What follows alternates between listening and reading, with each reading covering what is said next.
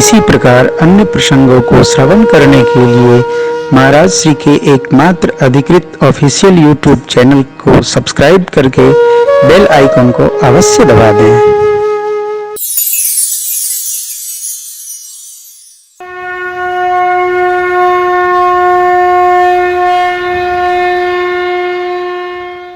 केवट जी ने देखा तात श्री सुमंत्र जी को विदा करने के बाद भगवान मेरे थोड़े अनमने हुए।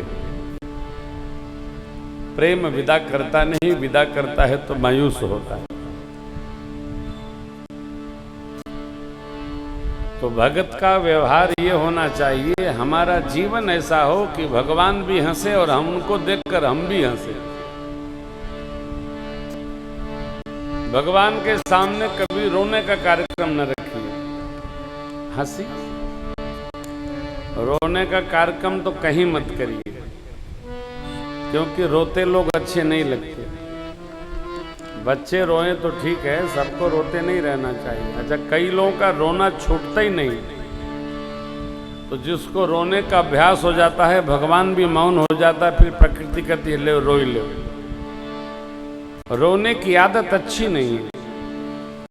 केवट जी ने क्या विचार किया, भगवान थोड़े अनमने हुए, ऐसा कुछ कह दे कि मेरे सरकार। इसलिए देखिए, सुन केवट के भैन प्रेम लपेटे अटपटे बिहसे करुणा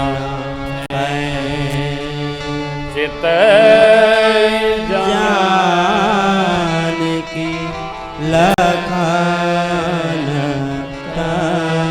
मां और लक्ष्मण जी की ओर देखकर भगवान बिहसे, माने विशेष हंसे, ठहाका लगाकर भगवान हंसे।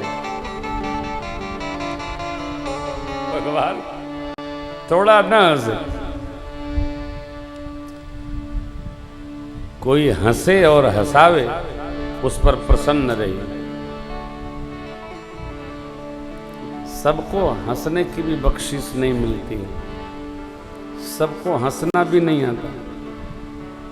थोड़ा हंसना चाहिए, हंसते ही रहना चाहिए। भगवान की करुणा बरसे, हम आप हंसते ही रहें, मुस्कुराते ही रहें। केवट जी पर भगवान इतने प्रसन्न हुए, उनकी बातों को सुनकर। कैसी बात, अटपटी लेकिन प्रेम भरी बात सुनकर भगवान लीला को आगे बढ़ाए और बोले, कृपा सिंधु बोले मुस्काई, कृपा सिंधु बोले मुस्काई, सोई कह रोजे ही तव नाव न जाई, सोई कह रोजे तव नाव बचाओ नाव न जाई, लेगी जल पाय पखारू, लेगी जल पाय पखारू, रोत विलम्ब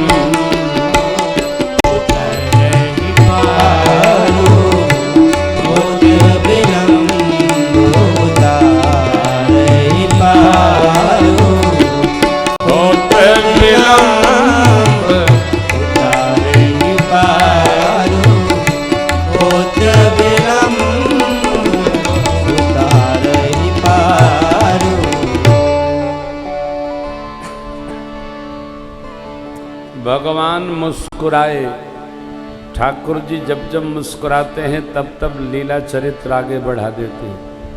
कृपा सिंधु बोले मुस्काई, क्या बोले कि जैसे तुम्हारी नाव सुरक्षित हो वैसा उपाय कर लो। गंगा जी को थोड़ा मोह हुआ, लेकिन भगवान के श्रीमुख वचन सुनकर मोह भ्रम दूर भया। केवट को मिल गई राम जी की राजाज्ञा। दौड़ाकर नाव लाए, चरणों में प्रणाम किए। कवितावली जी में आगे गोस्वामी जी पुनः लिखते हैं,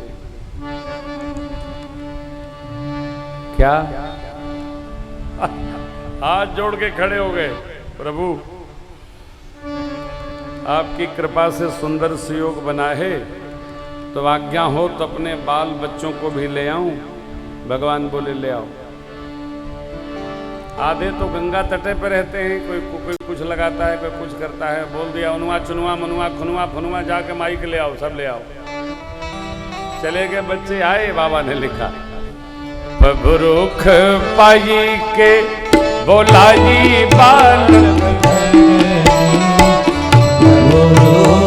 पाई के बोलाई बालक घर बंदी के चरण चहुदिसी बैठे घेरी बंदी के चरण चहुदिसी बैठे घेरी सो कठौला भरियानी पानी गंगा छोटो सो कठौला भरियानी पानी गंगा जे धोई पार पियत पुनित बाई धोई पाय पियत पुनित बारी तुलसी सराहे ठाकुर भागु सानु रघु सूर तुलसी सराहे ठाकुर भागु सानु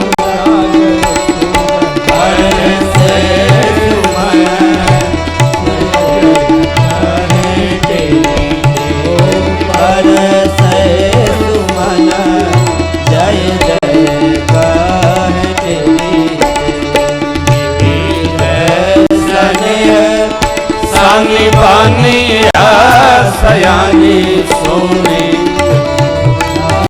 अरे सानी पानी सयानी की लखन दक्षिणे लक्ष्मणो यस्य वामे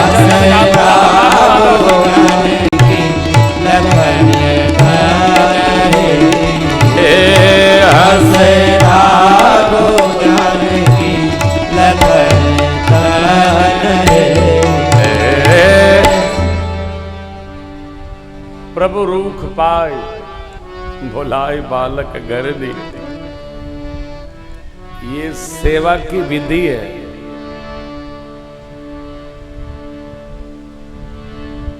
सभी कथा की पुस्तकों में लिखा रहता है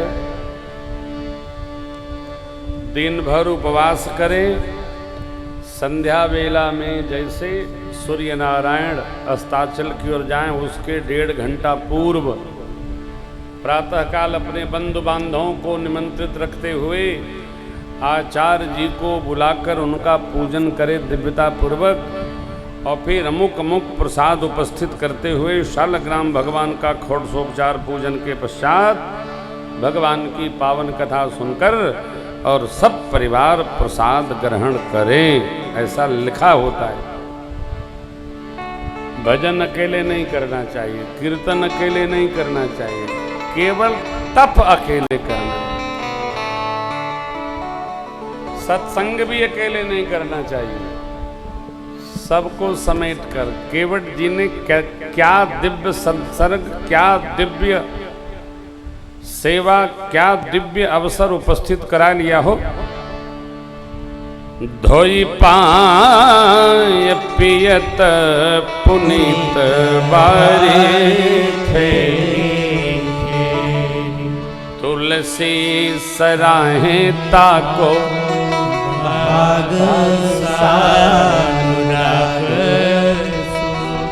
बरसे सुमन जय जय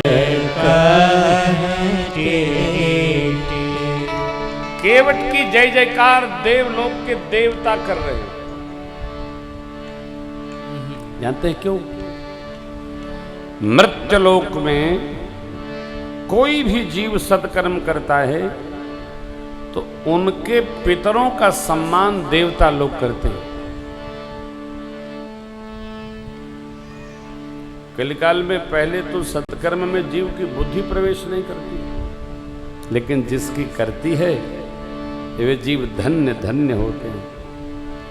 अब केवट का जो भगवान के चरण की सेवा का भाव है, ये पंक्ति बड़ी अद्भुत है। केवट राम रजा यशो पावा, केवट राम रजा यशो पावा, पान कठवता भर लैयावा, पानी कठोता भरी लैयावा, अति आनंद उमगी अनुरागा, अति आनंद उमगी अनुरागा, चरण सरोज अखारन लागा, चरण सरोज अखारन लागा, बरसि सुमन सुर सकल सिहाय, बरसि सुमन सुर सकल सिहाई, एहि सम पुण्य पुण्य को नाई, यही सम पुण्य पुण्य को नाई, एहि सम पुण्य पुण्य को नाई, यही सम पुण्य पुण्य को नाई, पद पखारि जलपान करि आप सहित पितर पार करि प्रभु मुदित गयो मिलई पार। जरा सौभाग्य का दर्शन करिए। अपने जलपान किए, परिवारी जनों को कराए, नगर निवासियों को कराए, भगवान की साक्षी में पितृ देवताओं को भी पितृ तीर्थ से जल करके पार करा दिया। एक भगत भागवत वैष्णव शैव शाक्त कोई भी कुल में जन्म ले ले तो 7 नहीं 21 पीढ़ियों का उद्धार कर देता है। कहते गांव में 7 पीढ़ी का उद्धार है। 7 नहीं 21, 14 और 7। साधक भगत जन्म भर ले ले, उसी से परंपरा स्थापित हो जाती है। लेकिन भैया भगत जन्मे, भगत कुल का मंगल करता है, घर का मंगल करता है, पीढ़ियों का मंगल करता है, क्षेत्र का मंगल करता है।